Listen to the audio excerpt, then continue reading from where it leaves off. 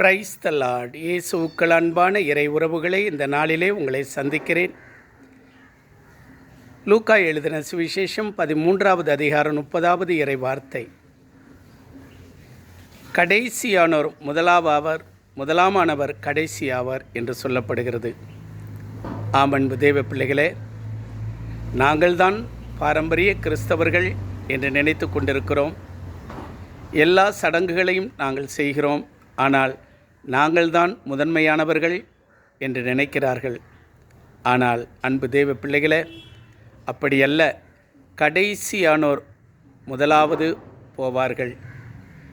கடைசியில் வருபவர்கள் கடைசி நேரத்தில் ஆண்டவருடைய சமூகத்திலே வந்து மனமாறி ஆண்டவருக்குள்ளாக இதோ உண்மையோடு நடந்து செல்கிறவர்கள் முதன்மையானவர்களாக இருப்பார்கள்.